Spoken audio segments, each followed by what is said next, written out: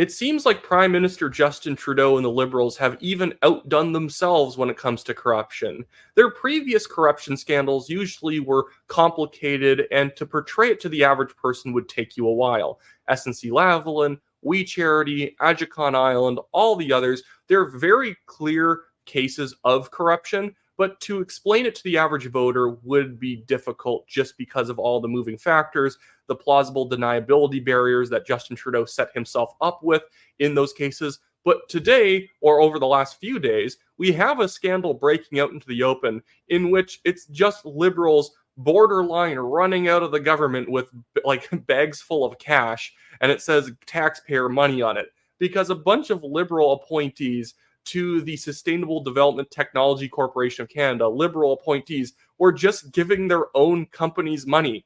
That's insane. Like $330 million, the Auditor General found that the Liberals appointees were just giving to themselves.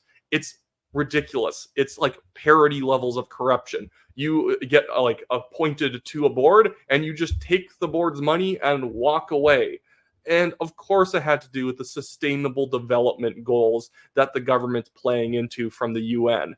Obviously, a lot of this UN stuff is just big government corruption waiting to happen because it's funding what you call vaporware. Vaporware is like technology, it's different ideas that obviously can't actually feasibly be done. So when people are taking in money through their sustainable development fund, they cannot produce anything. We've already had issues with this through the Green Slush Fund, and this is basically the Green Slush Fund, but the details are more well known, where like Mercedes-Benz, a foreign company, was taking in money through its Canadian sub-organization, Power Corporation, to do sustainable development stuff or emissions reductions work.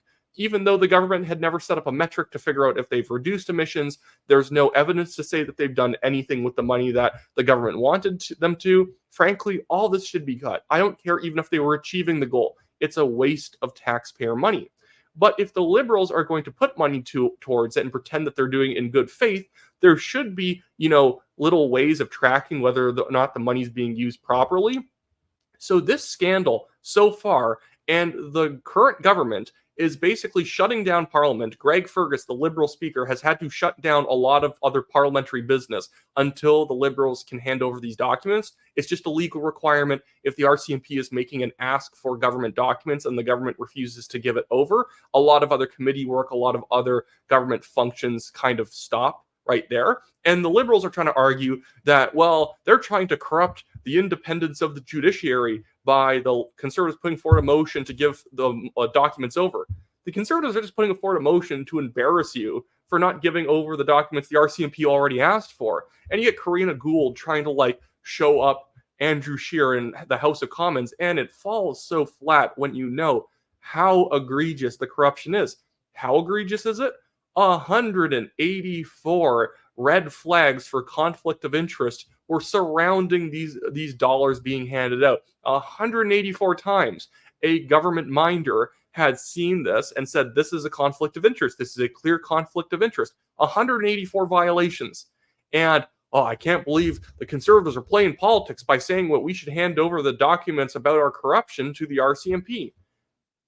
It's almost as ridiculous as the other Randy scandal, where Randy Boissonneau, his company that was taking government dollars while he was a minister, it was a fakey COVID company that wasn't doing any actual work, that they just said, oh yeah, the Randy that was being talked about in our company, this corrupt company of only a few employees, it was the other Randy, and there's no other Randy. They can't substantiate it at all. And his friend who he was running the company with, who looks like a weirdo eccentric anime character, walks in wearing his pink suit and big glasses or whatever, comes in to say that he doesn't know who the other Randy is, but he's definitely real, and he also can't hand over any documents.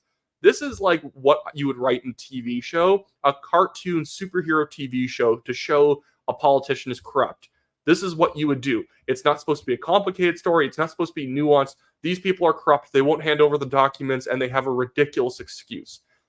At least, guys, this will make great television in 10 years. If anyone's going to make the Canadian House of Cards, they don't even need to come up with fictional scenarios. They can just use these ones. I could feed tons of stories in. Canadian politics, I'm going to say, is way more corrupt than American politics because I find that there's so little attention on what goes on in Canada. The amount of money and weirdness inside of parties is off the charts because most people don't care. If you mess up in American politics, it will all get spilled out onto the streets eventually, and you're going to get, hung by your own petard. In Canada, you can be Justin Trudeau, and 9 years in, you're still not being held accountable for things that you're actively doing. Active corruption, not 10 years ago corruption, active corruption, and no one holds you accountable, and so few people care. So I do hope that this ends up hurting and ending the Liberal government. Not sure it will. I think it's more straightforward and simplistic than before, which is good for people to understand. But, and here's one thing I'm going to leave you guys on. I read this headline from the CBC. It's not worth an entire video in and of itself, but look at this. The scandal that shocked Parliament in the spring is slowly fading from memory, and this is about the 11 MPs who are implicated with foreign interference, potentially working with foreign government, and the CBC, the fifth estate, trying to supposedly hold the government to account and report the facts. They're just reporting on the fact that, there's like the scandals going out of the news, and people don't care about it. Maybe it's because you guys don't report on it. Maybe it's because you guys don't actually cover the news very well. That's why all these scandals are able to slowly migrate away. Even stuff like SNC and there's still aspects of those stories worth reporting on for an investigative journalist. But it's old news. It was from the spring. How are we supposed to follow up on something that happened in the spring? That's like 20 years ago in the mind of a CBC reporter because they're all 5-year-olds who like a 1 week going by feels like an eternity. Oh my goodness. Anyways, regardless, if you want to support the show, you can donate in the description below and in the pinned comment for the TNT Legal Fund being sued by a Chinese billionaire for defamation that he can't prove and he has provided no evidence for in over 3 years. Basically just trying to bully anyone who even mentions what his donation habits were in politics and his different connections. Anyways, that's it for me today. Have a good one, guys.